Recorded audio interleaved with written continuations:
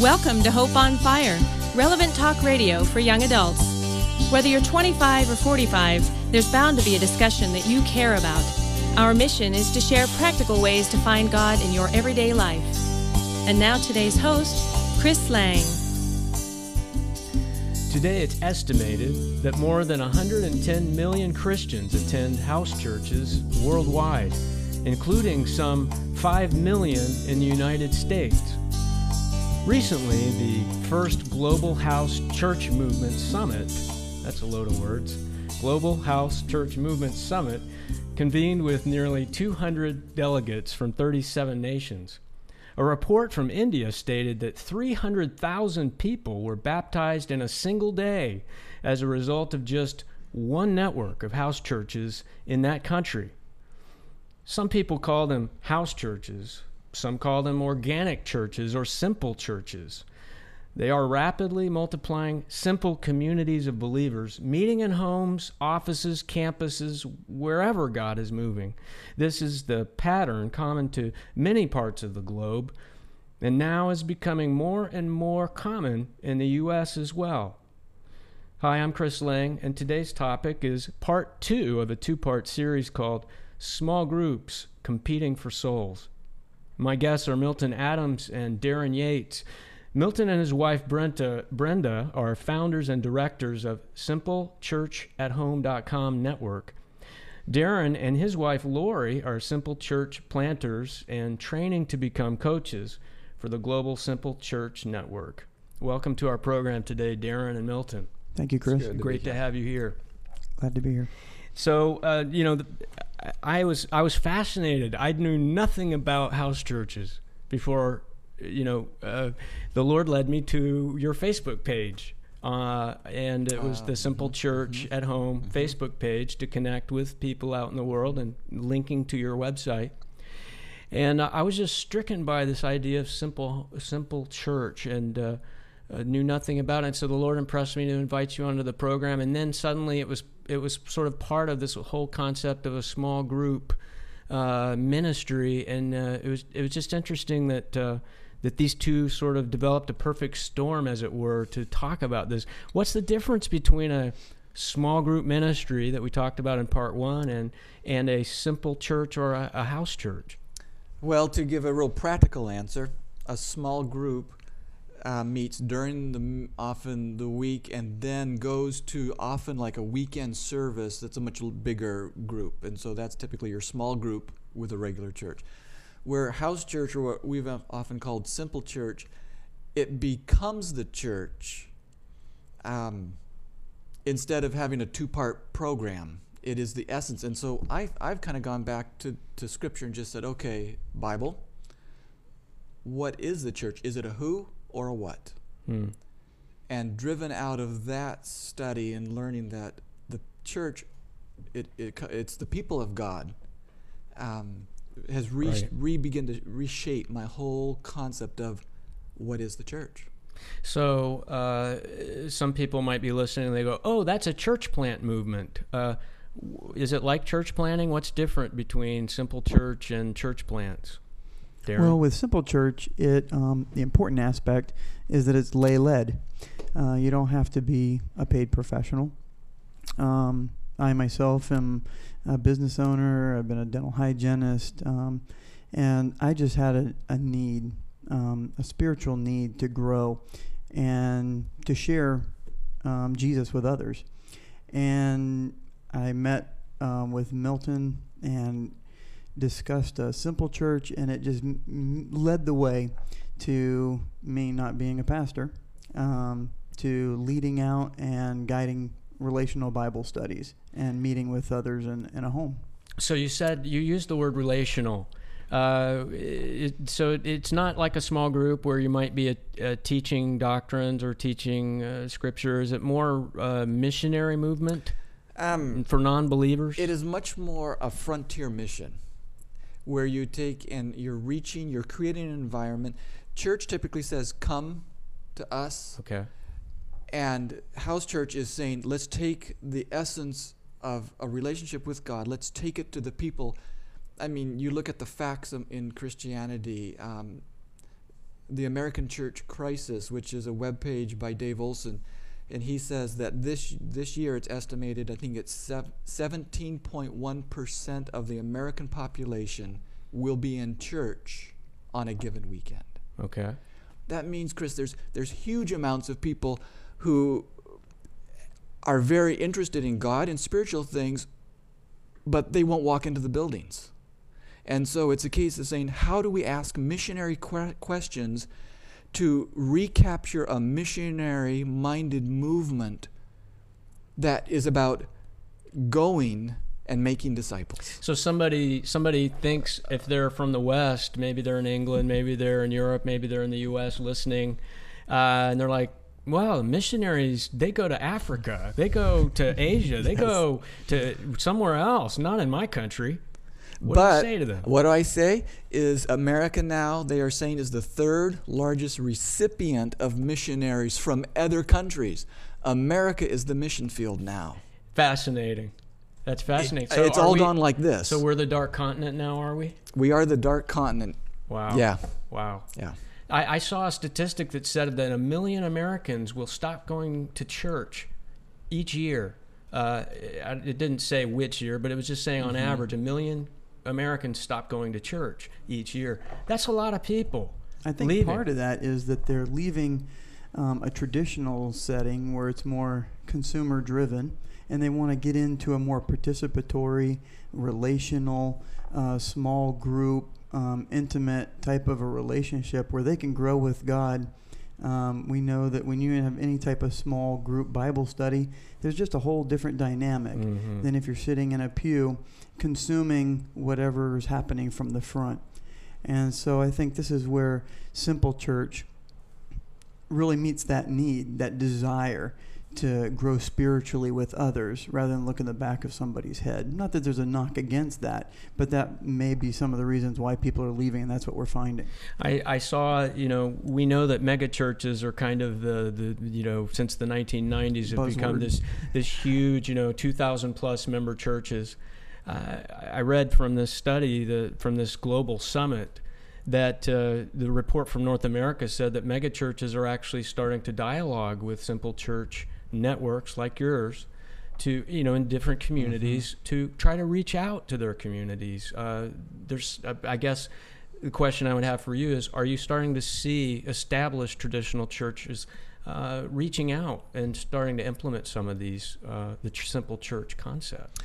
What I like is, as I'm a pastor, and I've been a pastor for years, and it was out of a lot of my own frustration saying, we're not reaching people, and we keep doing the same thing. And so I like the heart of what I refer to as conventional church that is also starting to say, how do we get out and go? How do we get out and be God's hands and feet and get out there and reach people who doesn't matter how nice a program we can put on, they won't come here. How do we go? And I love the heart of the conventional church that is starting to say, can you help? Let's partner together. Because ultimately, Chris, we are working for the same goals, and that is kingdom growth and people in heaven for eternity. So it's not really, we're not talking about sheep stealing here, are we? We're not talking about cannibalizing people from the pews. Right. These are people who long since left the pew, and this is a mission movement for the West. It is a frontier movement to reach a culture that used to be Christian but has turned secular again. And we have to be honest in terms of a balance. Missionaries, when they're sent to America, they do leave something to go be a missionary. Right. And so with Simple Church, we start each one with what we call a core 4 Christian team. Okay. And it does require sacrifice on two parts. On behalf of the missionaries who are going to go, and behalf of a local congregation who is going to send them with blessings and it does say, go and make disciples. And we celebrate you in taking and saying, I want to follow God in this area. Please put your blessing on us. And so then the stories can go back and forth. And so my hat goes off to conventional churches that take and say, kingdom growth is more important than institutional And maintenance programs and programs. So you mentioned Core 4. What is that, and how does someone's listening today? We want to start unpacking a little bit more about what is a simple church, how does it operate in general, and what are some of the stories from the field? I know, Darren, you're here to share some of what God's teaching you and how it's changing your life being part of this. But first, I want to understand a little bit more about what is the Core 4 and what training is involved. Someone's listening today and says, wow, this is really intriguing. I didn't know I could go across the street and be a missionary to my neighbors. What do they need to do? What is a Core 4? I'll probably just tell them, get a pencil and paper, because I'm going to give a web page. All right. We'll list it on our website, hopeonfire.org, in case you don't have a pencil while you're listening today. Oh, okay. Come to our website. There we go. Yeah. Here, what I tell people is they say, hey, here's the web page. Go take a look at it, and then let's talk. And the web page is simplechurchathome.com. So it's all spelled out. It's not an email address. It's all spelled simplechurchathome.com. Okay. And on there, there's how do I get started? Good. And they click on that, and it's step 1, step 2, step 3, and we connect in and we partner with people, and we provide the support and the resource base to empower common people like Darren and I and you to take and just say, how do I be a missionary in today's culture? So basically, anyone around the world that's hearing this program could go to the website and start a house church, a simple church, an organic church, whatever they call it, using the materials on your website. There's 2 phases of training. One is already up there, and anybody anywhere around the world can watch it and go through it. There's a user manual to download. Okay.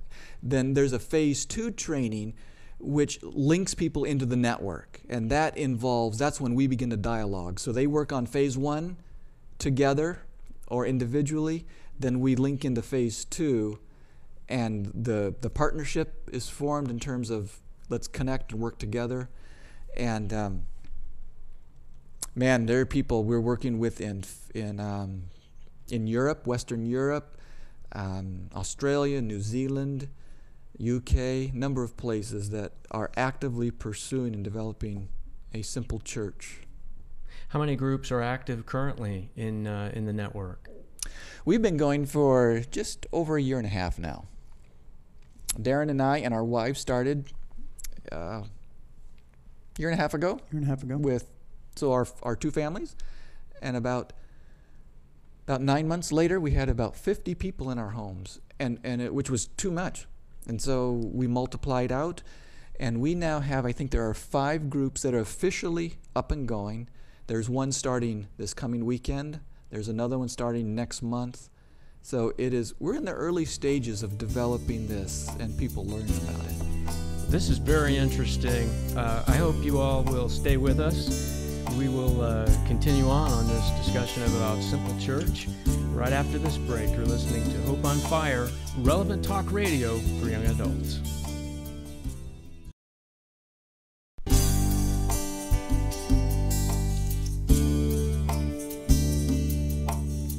Welcome back. I'm Chris Lang, your host on Hope on Fire, relevant talk radio for young adults. I'm here in the studio with my new friends Milton Adams and Darren Yates. Welcome back, gentlemen. Thank you. Now, we were talking about before the break, Milton, you were sharing about how large your simple church had grown, and 50 members, you said, and it was time to break it down and start to multiply it. Yeah, because people think 50, that doesn't fit in our living room well. So we multiplied unless out. You're a multimillionaire, maybe. Maybe you bought one of those depressed houses off the island somewhere. Maybe we should look at your finances, Milton. I think maybe you're good. What do you do with your donations anyway? We give it all away. All of it. 50 people in the backyard, maybe. So you felt like you needed to break it out, and the word is multiplying. Is that what the term is when it gets too big? The goal is to train leaders and multiply them into more homes. All right. And that's what we started out doing. And Darren, you are in your 30s. You're a spring chicken. Yes. And what is the average age of these Core 4 mission? They're basically Christian missionaries, right? That want to work together to start a house church or a simple church. What's the average age of your Core 4 missionaries? Well, the neat thing about the Core 4 is we have ages ranging in their 20s all the way up till I think our oldest is in their 70s. And so there's a broad range. In other words, it's all inclusive. If you have a willingness to serve, God wants to use you. So somebody might be in their 20s listening today, and they think, well, I don't have the life experience to be able to do this. What do you say to them? I say, awesome. You are the best candidate, because this is not about training and instructing and being what I sometimes refer to as a religious CEO. It's about saying, here I am. I want to follow God. You want to join me? Let's do this together. Let's learn together and grow together. You have some things I can learn from you. I have some things that maybe you can learn from me. And let's do life together. So the Simple Church model, is it more relational in its orientation because it's reaching out to non-believers? Is that its essential focus, core focus of the mission? It's highly relational. And here's why.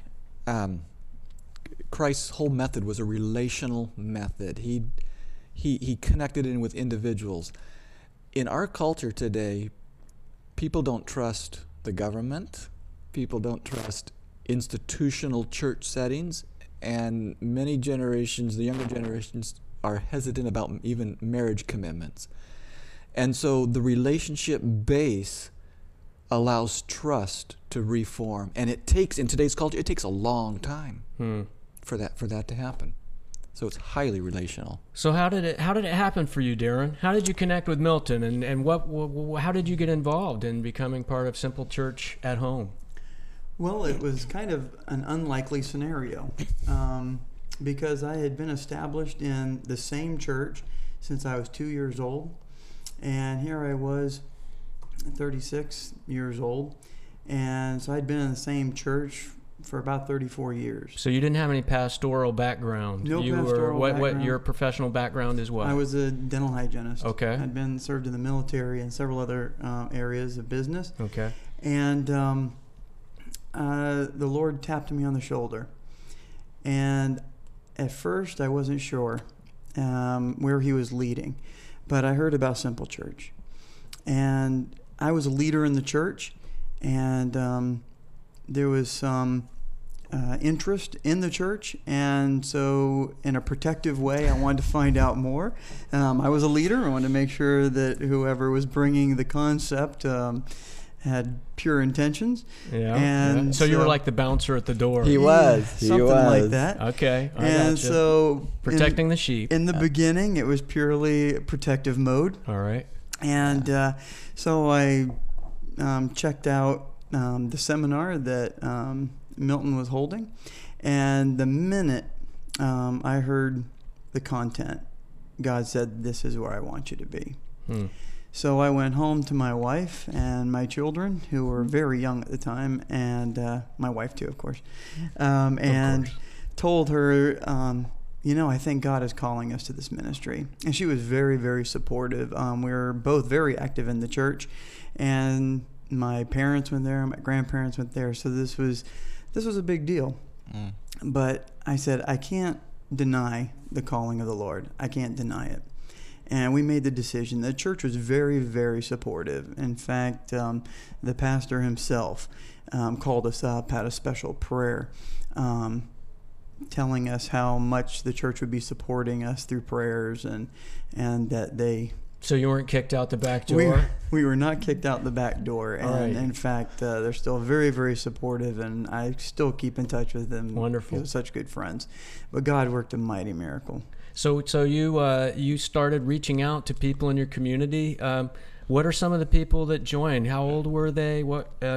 Share some of the human faces to the way the Lord was bringing people into your life. The first couple that really sticks out in my mind was a couple. His name was Sean, and her name was Neva, and they had 4 children.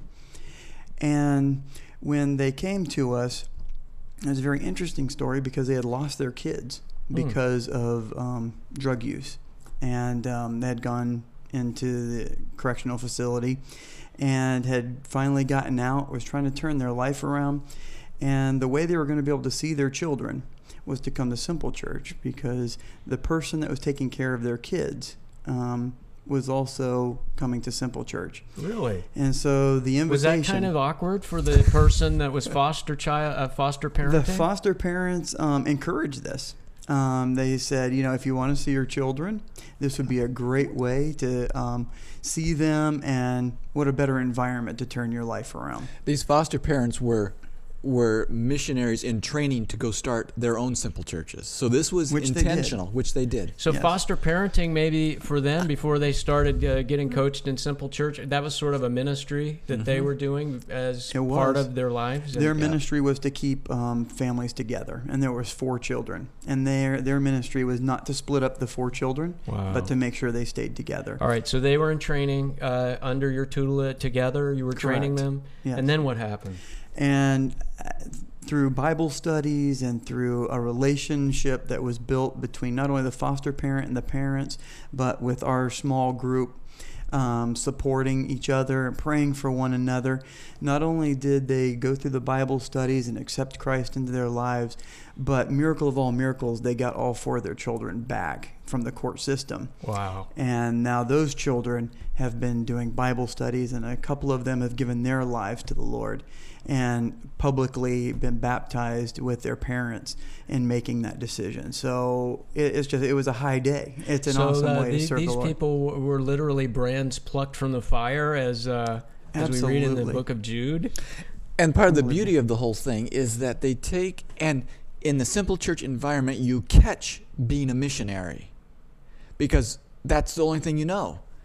And so even before, we said they were automatically inviting grandma and sisters boyfriends and friends, and it flows a relational family network system. And it's understood that they're training to start a Simple Church in their community. And they've actually told us that. It's not a question of when can I do this or should I do this. It's already part of the DNA of Simple Church that while you're there, you're in training. Just so people don't misunderstand, we're not saying that you can't come to Simple Church unless you want to be a missionary and go do your own church, right?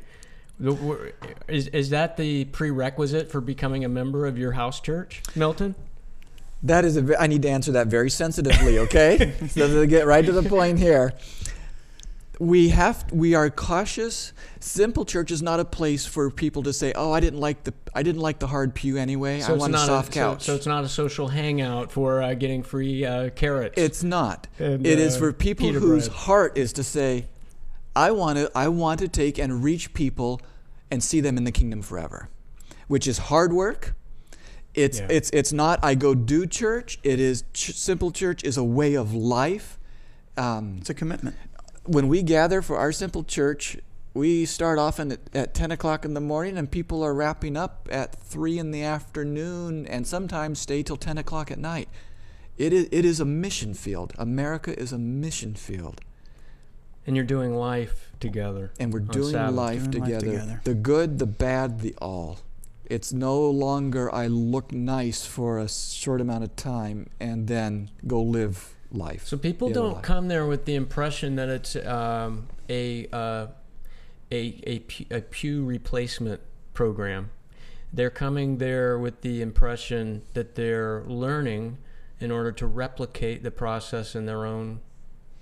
We want to replicate missionaries, or ultimately you're discipling others. In other words, it wouldn't be biblical if it wasn't about that. Is that what you're saying? Jesus said, "Go and make disciples." Once you're a disciple, back to square one. Jesus said to you now as a new disciple, "Go." And if you're not going, you're not living up to the commission. You're not living out set forth. What God has said. This is the heart of what I want you to do. I can feel a collective sigh from the viewers today. They're like, what do you mean? What do you mean, Milton? What do you mean, Darren? I can't come to your church unless I'm ready to go forth. But this is the Bible. Is it not life-giving to you, Darren, when you are living out the call and you see the excitement building in someone else's life, does it not give you life indeed? There's something that absolutely grows in your own heart? Nothing like it in all the world than when you've nurtured somebody into a life-saving relationship with Jesus. There's nothing better than that. And doing that from the rostrum and the pulpit when I was in traditional church as a leader, of course there was a certain amount of gratitude and whatnot for what God was using me for that time. But when you're in the trenches and you're really working for the Lord and you see people responding to His call, you see the Holy Spirit working in their life, there's just nothing better than that. I couldn't see myself doing anything else. I just want to thank you guys for being on the program today. It's been a blessing to learn more glad about to be welcome. here. It's Simple great. Church. Thanks for asking. As I thought about this series on small groups and simple churches, I couldn't help but reflect on the fact that the competition for souls is not between church denominations, programs, and methods. Ephesians 6 reminds us that our battle is against principalities and powers in high places of spiritual darkness. In His earthly ministry, Jesus showed us why small groups are not an option if we will spiritually thrive in the middle of this cosmic conflict. If you're not presently part of a small group, I hope you'll pray about joining one or starting one soon, or plugging into the Simple Church Network at home.com program with Milton and Darren. God bless you, and we'll see you again next time.